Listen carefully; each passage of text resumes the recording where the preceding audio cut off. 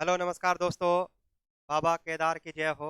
आज उत्तराखंड के लिए दोस्तों मैंने एक नई श्रृंखला चलाई है जो नित्य प्रति सुबह शाम आपको वीडियो मिलती रहेगी। टारगेट हमारा क्या है दोस्तों? फॉरेस्ट गार्ड, कनिष्क सहायक और दोस्तों बंदी रक्षक। फास्ट तरीके से हम पढ़ेंगे। एक इस सीरीज का नाम है दोस्तों केदारनाथ सीरीज। उत्तराखंड से संबंधित तमाम जानकारियां लगभग 10,000 प्रश्न में 10,000 क्वेश्चन आपके सामने रखूंगा दोस्तों, और आप बहुत अच्छे से बस इस चैनल को सब्सक्राइब कर दीजिए। अपने दोस्तों को कमेंट कर दीजिए कि अब होने वाला है तांडव कहाँ पर, भगवान शिव की नगरी में, केदारनाथ सीरीज के माध्यम से। जो अपने अश्क पहुंचकर खड़ा हो गया, जो अपने अश्क पहुंचकर खड़ा हो गया, वो व्यक्ति उसी वक्त बड़ा हो गया। दोस्तों समझना है कि जो अपने अश्क पहुंचकर बड़ा खड़ा हो गया, जो अपने अश्क पहुंचकर खड़ा हो गया, समझो वो व्यक्ति उसी वक्त बड़ा हो गया। तो यहाँ पर इसी श्रृंखला में केदारनाथ सीरीज है दोस्तों, और केदारनाथ सीरीज बाबा केदार की आप पर कृपा बनी रहे। और इसी आस्था के साथ, इसी आस के साथ दोस्तों इस श्रृंखला को मैंने शुरू किया है। बस आप इसको देखते रहिए, और मेरा पूरा विश्वास है दोस्तों कि परीक्षा में आपको प्रश्न जरूर मिलेगा। केदारनाथ सीरीज। कुमाऊं की लक्ष्मीबाई किसे कहा जाता है? दोस्तों अगर हम पूछे कुमाऊं की लक्ष्मीबाई किसे कहा जाता है, तो नाम आता है जिया रानी का। कुमाऊं की लक्ष्मीबाई कौन? जिया रानी। और दोस्तों कुमाऊं से शब्द से आपको याद रहेगा कि कुमाऊं के ही सम्राट है। कुमाऊं के ही दोस्तों छापते जाइए बस, कुमाऊं के कत्यूरी सम्राट, कुमाऊं के कत्यूरी सम्राट। दोस्तों कुमाऊं के कत्यूरी सम्राट है जिनका नाम है पिथौरा शाही, पिथौरा शाही। और दोस्तों ये पिथौरा शाही की क्या है? पत्नी है। ये पिथौरा शाही की पत्नी है। अर्थात ये इनका जो जिया रानी है दोस्तों, इन जिया रानी का जो नाम था वो था जिया। क्या नाम था? जिया। पिथौरा शाही की क्या है? ये रानी है। इसके नाम के सामने क्या जुड़ जाएगा? रानी। तो दोस्तों क्या हो जाएगा? जिया रानी। ये कौन है? पिथौरा शाही की। ये बुकों में मिलता है दोस्तों आपको। इसके बाद इनका नाम आपने कहीं और ये भी सुना होगा किसी किसी पुस्तक में, प्रीतम देव। पिथौरा शाही को ही कहते हैं प्रीतम देव। और इनका अन्य नाम दोस्तों एक और आपने सुना होगा, इन्हीं को कहा जाता है पृथ्वीपाल, पृथ्वीपाल। दोस्तों ये पृथ्वीपाल, पिथौरा शाही, प्रीतम देव की ही पत्नी कौन है? जिया रानी। और ये तीनों एक ही व्यक्ति के नाम है। इसके बाद दोस्तों यहाँ पर एक नाम और लिख दीजिए आप बहुत ही अच्छे से।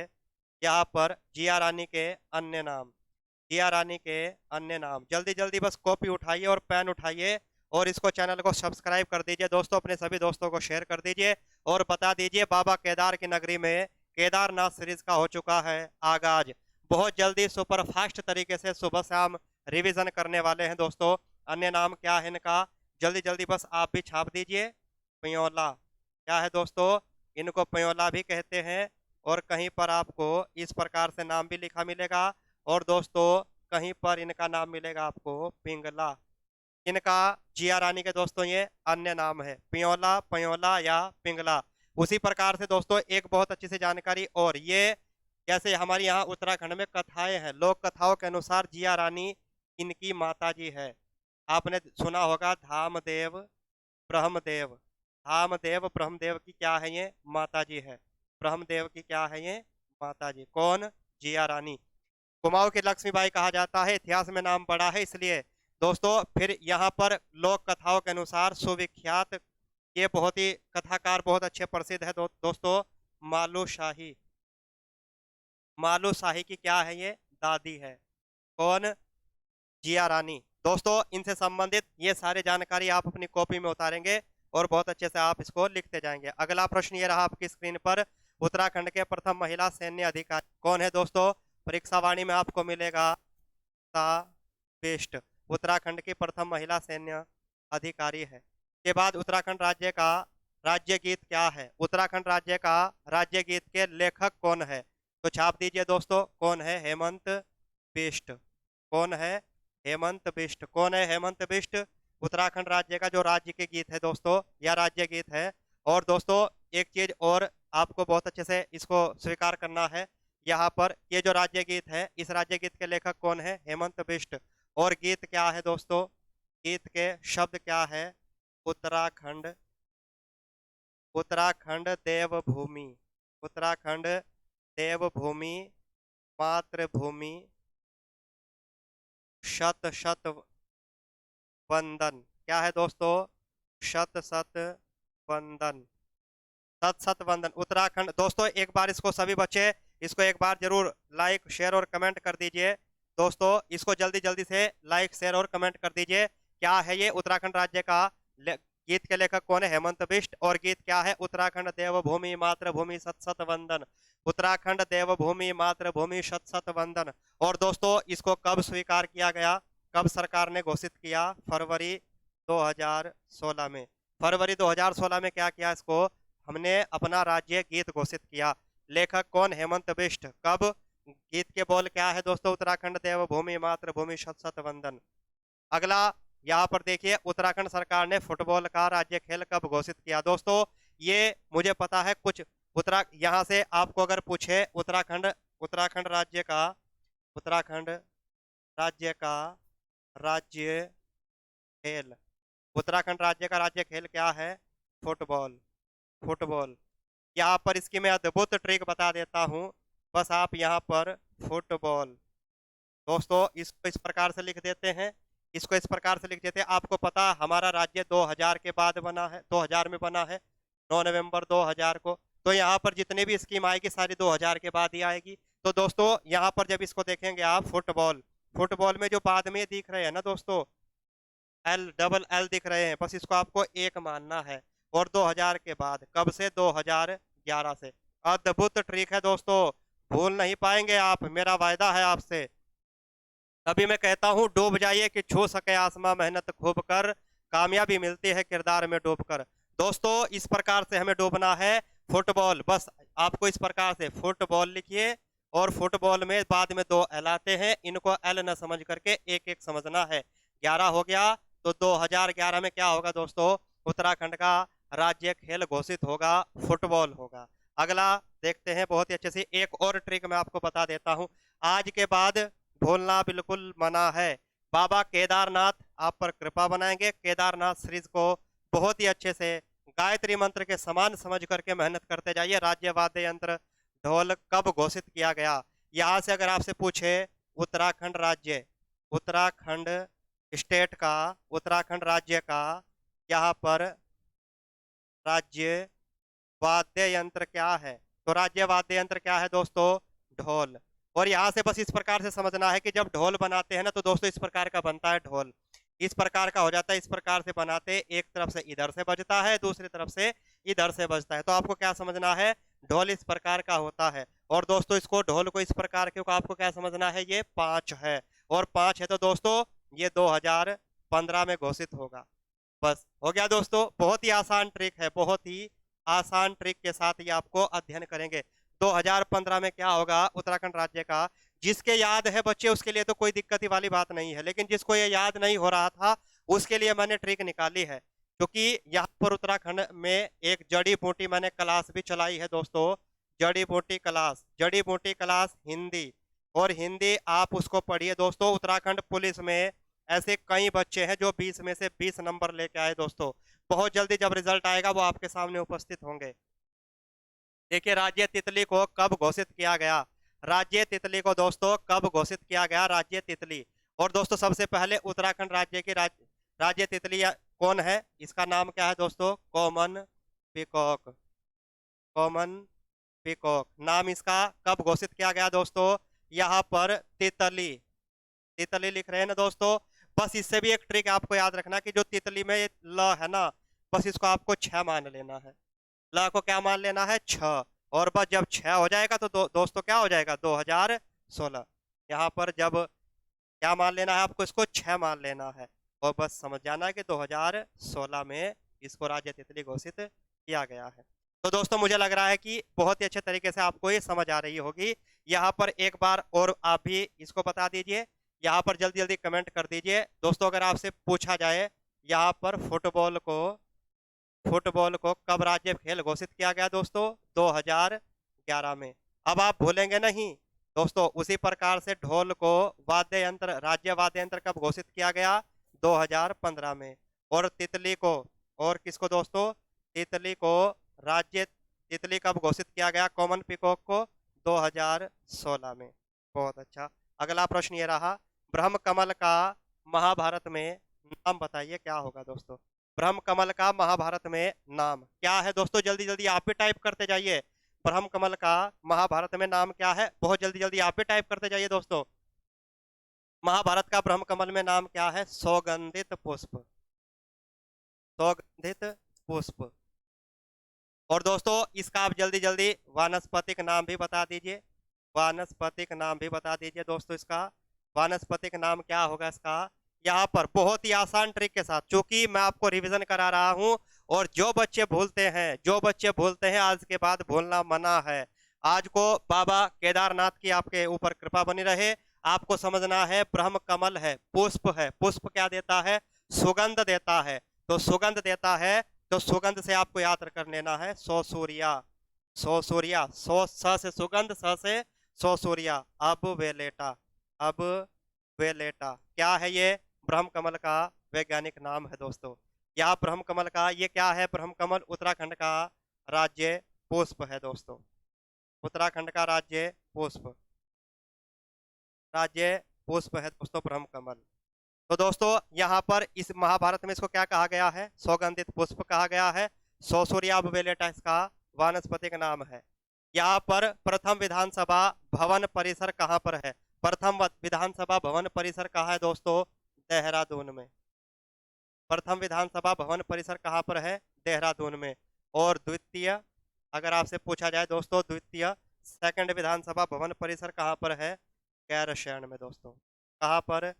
गैरसैंण में। गैरसैंण कहाँ पड़ता है? चमोली में दोस्तों, ये चमोली में पड़ता है। और दोस्तों जल्दी जल्दी टाइप कर दीजिए, इस दूसरे विधानसभा भवन का नाम किस स्वतंत्रता सेनानी के नाम पर रखा गया है? तो कौन है दोस्तों? वीर चंद्र सिंह गढ़वाली। वीर चंद्र सिंह गढ़वाली। वीर चंद्र सिंह गढ़वाली विधानसभा परिसर, इसका नाम क्या है? वीर चंद्र सिंह गढ़वाली विधानसभा परिसर। तो दोस्तों एक और प्रश्न यहाँ पर आपसे पूछेंगे कि उत्तराखंड का विधानसभा कैसा है? कैसा है दोस्तों? एक सदनात्मक है। ये विधानसभा तो कहेंगे नहीं दोस्तों। यहाँ पर मैं आपको एक बहुत अच्छी सी और जानकारी दे देता हूँ। जानकारी दोस्तों कुछ इस प्रकार से है। आप सभी को पता है, केंद्र के अंदर शासन करने वाली समिति, केंद्र के अंदर शासन करने वाली समिति जो होती है दोस्तों, उसको संसद कहा जाता है। क्या कहते हैं दोस्तों? उसको हम संसद कहते हैं। केंद्र के अंदर शासन करने वाली समिति को संसद कहते हैं। और दोस्तों यहाँ पर संसद के 3 अंग होते हैं। एक राष्ट्रपति से मिलकर बनती है, फिर राज्यसभा से मिलकर बनती है, और दोस्तों उसके बाद लोकसभा से मिलकर बनती है। ठीक उसी तर्ज पर प्रत्येक राज्य के अंदर भी शासन करने वाली समिति होती है दोस्तों, जिसको कहा जाता है राज्य विधान मंडल। क्या कहते हैं? राज्य विधान मंडल। राज्य विधान मंडल भी 3 भागों से ही मिलकर बनती है दोस्तों। पहला भाग होता है राज्यपाल, और यहाँ पर दूसरा होता है विधान परिषद। विधान परिषद चूंकि उच्च, यहाँ पर जिस प्रकार से राष्ट्रपति तो सर्वोच्च है, राज्यसभा यहाँ पर उच्च सदन होता है दोस्तों, उसी प्रकार से लोकसभा यहाँ पर निम्न सदन होता है। यहाँ पर राज्यपाल सर्वोच्च है राज्य का, विधान परिषद यहाँ पर उच्च सदन होता है। उसी प्रकार से दूसरा होता है दोस्तों विधानसभा, और इस विधानसभा को तो सभी बच्चे जानते हैं। और विधानसभा क्या होता है दोस्तों? निम्न सदन होता है। निम्न सदन होता है। तो दोस्तों ये एक सदन और एक ये सदन, 2 सदन हो गए। जबकि हमारे उत्तराखंड में कितने सदन है दोस्तों? मात्र एक सदन है। कौन सा? विधानसभा। तो इसलिए आपसे पूछा जाता है कि उत्तराखंड का राज्य विधानमंडल कैसा है? उत्तराखंड का राज्य विधानमंडल कैसा है दोस्तों? एक सदनात्मक। कैसा है? एक सदनात्मक, क्योंकि उत्तराखंड में केवल एक सदन है, और उस सदन का नाम क्या है दोस्तों? विधानसभा। इस बात को बहुत अच्छे से आपको जानकारी में रखना है। यहाँ पर राज्य विधानमंडल है दोस्तों, हमारे यहाँ राज्यपाल और विधानसभा होती है। आप एक बात बता दीजिए दोस्तों, मुख्यमंत्री कहाँ बनता है? जल्दी जल्दी टाइप कर दीजिए। मुख्यमंत्री भी कहाँ बनता है? विधानसभा में ही बनते हैं दोस्तों। क्या एक बात और लिख दीजिए जल्दी जल्दी, क्या मुख्यमंत्री की शपथ का उल्लेख संविधान में है दोस्तों? जल्दी जल्दी टाइप कर दीजिए। क्या मुख्यमंत्री की शपथ का उल्लेख संविधान में है? नहीं है दोस्तों। मुख्यमंत्री प्रधानमंत्री की शपथ का उल्लेख नहीं है। मुख्यमंत्री और प्रधानमंत्री किसकी शपथ लेते हैं दोस्तों? एज ए मंत्री शपथ लेते हैं। एक मंत्री इस पद की शपथ लेते हैं दोस्तों। ये बहुत अच्छा दोस्तों। और यहाँ पर विधानसभा भवन के बारे में हमने इतना जाना दोस्तों, बहुत ही अच्छे से। देहरादून पहला, दूसरा गैरसैंण चमोली में है, और जो गैरसैंण चमोली में है उसका नाम है वीर चंद्र सिंह गढ़वाली विधानसभा परिसर। और दोस्तों उत्तराखंड का जो विधान मंडल है वो कैसा है? एक सदनात्मक है, अर्थात यहाँ पर केवल विधानसभा है, विधानसभा है दोस्तों। उसके बाद यहाँ पर जानकारी लेते हैं उत्तराखंड का सर्वप्रथम उल्लेख किस ग्रंथ में मिलता है। उत्तराखंड का दोस्तों सर्वप्रथम उल्लेख किस ग्रंथ में मिलता है? दोस्तों एक बार सभी के सभी लाइक शेयर एंड कमेंट कर दीजिए दोस्तों। उत्तराखंड का सर्वप्रथम उल्लेख कहाँ मिलता है? उत्तराखंड का सर्वप्रथम उल्लेख कहाँ मिलता है दोस्तों? ऋग्वेद में मिलता है। उत्तराखंड का सर्वप्रथम उल्लेख ऋग्वेद में मिलता है। और ऋग्वेद में क्या कहा गया है दोस्तों? ऋग्वेद में यहाँ पर उत्तराखंड को क्या क्या कहा गया है दोस्तों? यहाँ पर मनुष्यों की भूमि कहा गया है। मनुष्यों की भूमि कहा गया है। मनुष्यों की पूर्ण भूमि, मनुष्यों की पूर्ण भूमि। और दोस्तों क्या कहा गया है? देवभूमि, देवभूमि। दोस्तों ये दो नाम का उल्लेख कहाँ मिलता है? ऋग्वेद में मिलता है। और ऋग्वेद संस्कृत भाषा में लिखा है दोस्तों, आपको पता है इस बात का। ऋग्वेद कौन सी भाषा में? संस्कृत भाषा में। और ऋग्वेद के संकलनकर्ता कौन है? इस चीज की भी आपको जानकारी मैं दे देता हूँ। महर्षि कृष्ण, महर्षि कृष्ण द्वैपायन वेद व्यास, इनका पूरा नाम है दोस्तों महर्षि कृष्ण द्वैपायन वेद व्यास। दोस्तों उत्तराखंड का सर्वप्रथम उल्लेख किस ग्रंथ में मिलता है? ऋग्वेद में मिलता है। ऋग्वेद में मनुष्यों की भूमि या पूर्ण भूमि कहा गया है।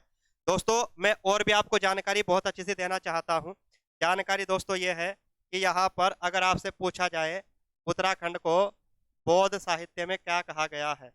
उत्तराखंड को बौद्ध साहित्य में क्या कहा गया है? बता दीजिए दोस्तों, जल्दी जल्दी लिख दीजिए। हिमवंत कहा गया है। बौद्ध साहित्य में क्या कहा गया है? हिमवंत कहा गया है। उसके बाद दोस्तों हमारे पास एक पुराण है, उस पुराण का नाम है स्कंद पुराण। स्कंद पुराण, स्कंद पुराण में उत्तराखंड को क्या कहा गया है दोस्तों? क्योंकि आप सभी जानते हैं उत्तराखंड में दो मंडल है, एक गढ़वाल मंडल और एक कुमाऊं मंडल है। गढ़वाल मंडल को यहाँ पर क्या कहा गया है दोस्तों? यहाँ पर स्कंद पुराण, जिसे हम वर्तमान में गढ़वाल कहते हैं, और यहाँ स्कंद पुराण में उसको केदार खंड कहा गया है। क्या? केदार खंड। और कुमाऊं को क्या कहा गया है दोस्तों? यहाँ पर मानस खंड, मानस खंड। दोस्तों क्या कहा गया है? मानस खंड।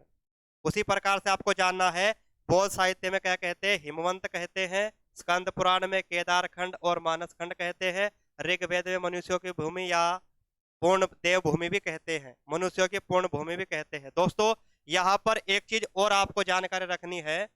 ऐतरेय ब्राह्मण ग्रंथ है, ऐतरेय ब्राह्मण ग्रंथ, ऐतरेय ब्राह्मण ग्रंथ। दोस्तों ये ब्राह्मण जो ग्रंथ है, इस ऐतरेय ब्राह्मण ग्रंथ में क्या कहा गया है? उत्तराखंड को उत्तर कुरुक्षेत्र कहा गया है।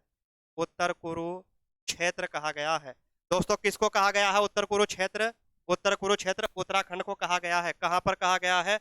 ब्राह्मण ग्रंथ में कहा गया है। और दोस्तों यहाँ पर ये जो नाम है स्कंद पुराण में है केदार खंड और मानस खंड। यहाँ पर एक और आपको याद रखना है, ये अगर अन्य पुराणों की बात करें, अन्य पुराणों की बात करें, तो अन्य पुराणों में यहाँ पर उत्तराखंड के लिए एक 3 नाम और प्रयोग किए गए हैं, और उनकी मैं आपको ट्रिक दे देता हूँ। नाम है उत्तर ब्रह्म खस पुराण, ये है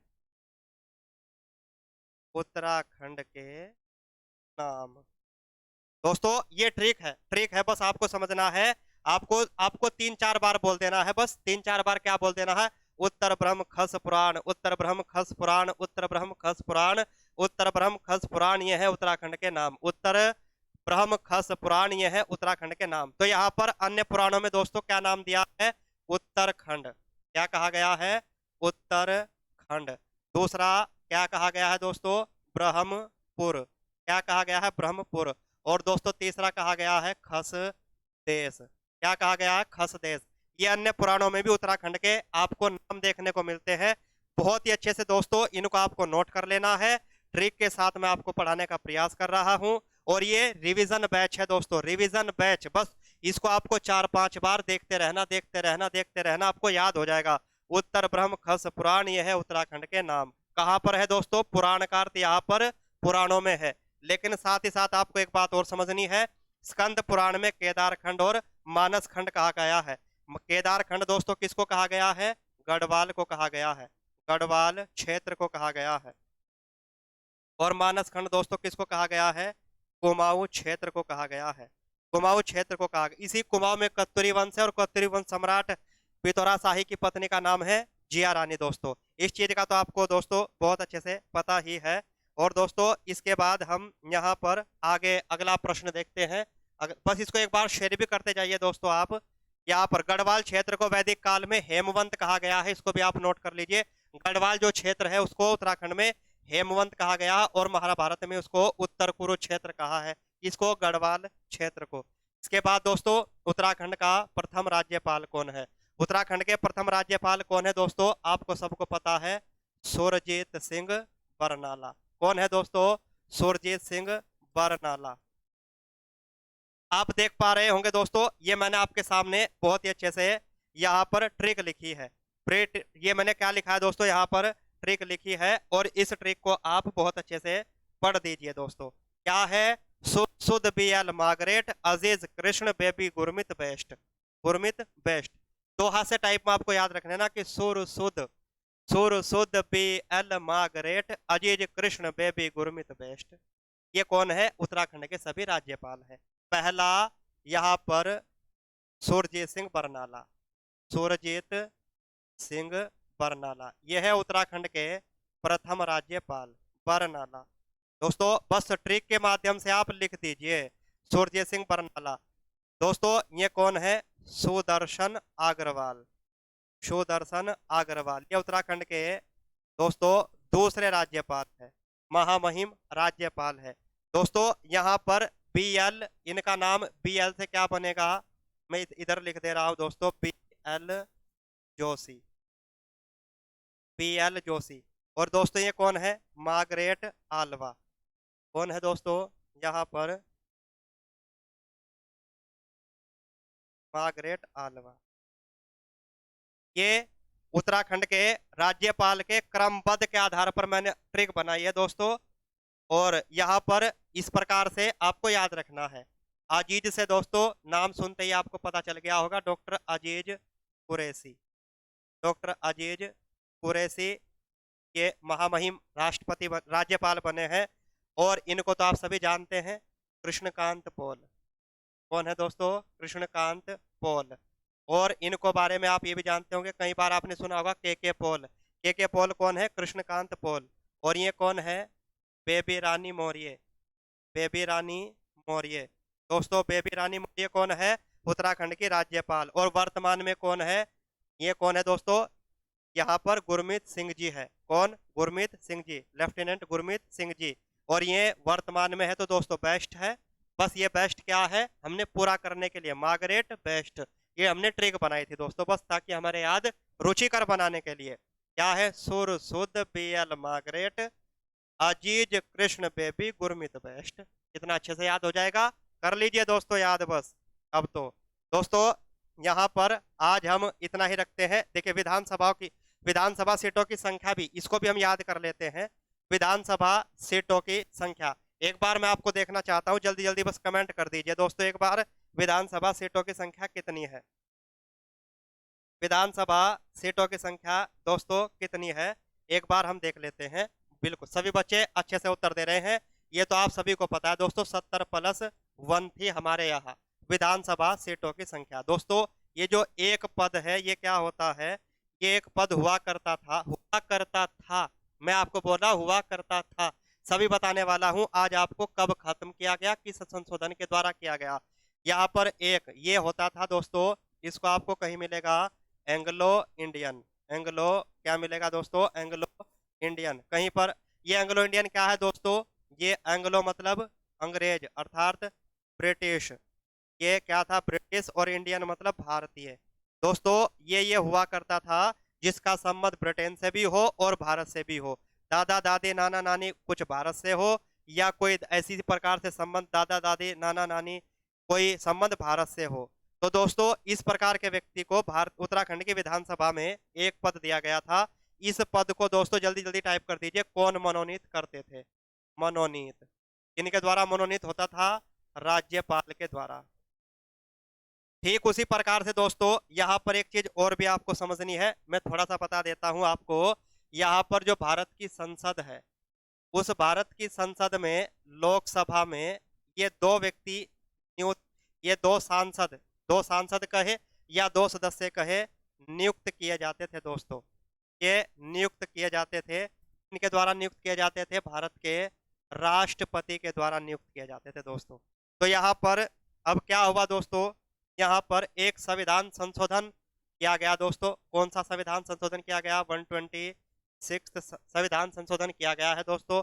ये कब हुआ है? 2019 में हुआ है 126वां संविधान संशोधन। और दोस्तों अगर आपसे पूछा जाए ये कौन से नंबर का संविधान संशोधन था? 104वें नंबर का संविधान संशोधन था भारतीय संविधान में। इससे पहले 103 संविधान संशोधन हो चुके हैं दोस्तों।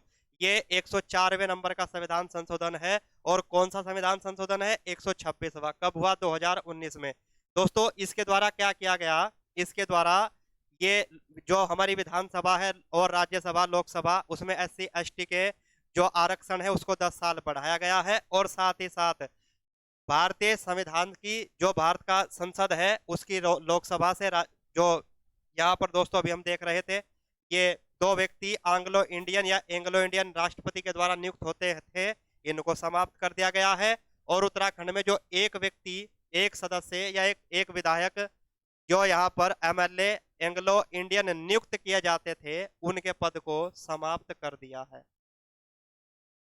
दोस्तों। ये पद को समाप्त कर दिया था किस अनुच्छेद के द्वारा, किस संशोधन के द्वारा? 126वें संविधान संशोधन के द्वारा 2019 में। क्योंकि दोस्तों हमारा जो विधानसभा का चुनाव होना था, दूसरी विधानसभा का 2022 में होना था, तो ये 2019 में हमने अपने राज्य में समाप्त नहीं किया है। जब ये नई संविधान सभा बनी है दोस्तों, नया विधानसभा का चुनाव हुआ 2022 में, तब से ये पद हमारी विधानसभा में नहीं है दोस्तों। इसको बहुत अच्छे से समझ जाना है आपको। तो वर्तमान में अगर आपसे पूछा जाए हमारी विधानसभा में सदस्य कितने हैं? 70 है दोस्तों। अभी अभी एक प्रश्न और पूछा गया है, देखिए यहाँ से कितना अच्छा एक प्रश्न पूछा गया है। प्रश्न ये पूछा गया है दोस्तों, राज्यसभा सीट कितनी है? उत्तराखंड में अगर आपसे पूछे राज्यसभा सीटों की संख्या कितनी है, नोट कर लीजिए बस। राज्यसभा सीटों की संख्या कितनी है दोस्तों? 3 है। उसी प्रकार से दोस्तों अगर आपसे और भी पूछा जाए लोकसभा सीटों की संख्या कितनी है, लोकसभा सीटों की संख्या कितनी है? लोकसभा सीटों की संख्या उत्तराखंड में कितनी है? 5 है दोस्तों। यहाँ पर एक चीज और बहुत अच्छे से नोट कर लीजिए, इस 70 विधानसभा सीटों में 15 SC और दोस्तों ST के लिए रिजर्व है, आरक्षित है, जिसमें से 15 में से 13 SC के लिए आरक्षित है दोस्तों, और 2 ST के लिए आरक्षित है। ये 2 ST के लिए आरक्षित कौन सी है दोस्तों? यहाँ पर चक्राता देहरादून में पड़ता है दोस्तों। ये देहरादून चक्राता जो विधानसभा सीट है ये ST के लिए आरक्षित है। और एक सीट है दोस्तों नानक मत्ता। नानक मत्ता कहाँ पड़ता है दोस्तों? उधम सिंह नगर में पड़ता है, ये आरक्षित है। यहाँ पर 15 सीटें आरक्षित है दोस्तों SC ST के लिए, 13 सीटें SC के लिए है दोस्तों, और 2 सीटें कहाँ पर है दोस्तों? यहाँ पर ST के लिए है, एक चक्राता देहरादून में, नानक मत्ता उधम सिंह नगर में। एक बहुत अच्छी सी बात यहाँ पर आ जाती है, ये भी प्रश्न आपसे पूछ लेता है दोस्तों कि SC के लिए सबसे ज्यादा आरक्षित सीटें कहाँ पर है? SC के लिए सबसे ज्यादा आरक्षित सीटें कहाँ पर है दोस्तों? ये हमें यहाँ पर देखना है, ट्रिक रखनी है दोस्तों। JJB पहला ज्वालापुर। ज्वालापुर क्या है दोस्तों? SC के लिए आरक्षित सीट है। दूसरा है यहाँ पर झबरेड़ा। क्या है दोस्तों? झबरेड़ा या झबरेरा, यहाँ पर भी SC के लिए आरक्षित है। भगवानपुर कौन सा है दोस्तों? ये है यहाँ पर भगवानपुर। भगवानपुर कांग्रेस विधायक है यहाँ भगवानपुर में दोस्तों, ममता राकेश, आप सभी जानते हैं। और झबरेड़ा में भी कांग्रेस विधायक है।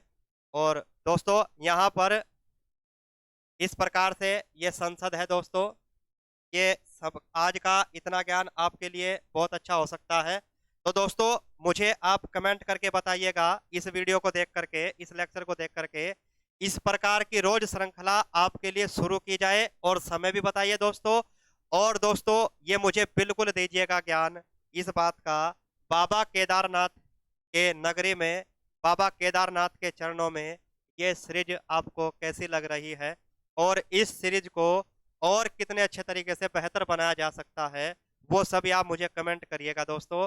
इसी प्रकार की मैं हिंदी के लिए भी आपके लिए बहुत ही अच्छा ब्रह्मास्त्र लेकर के आ रहा हूँ, जड़ी बूटी क्लास।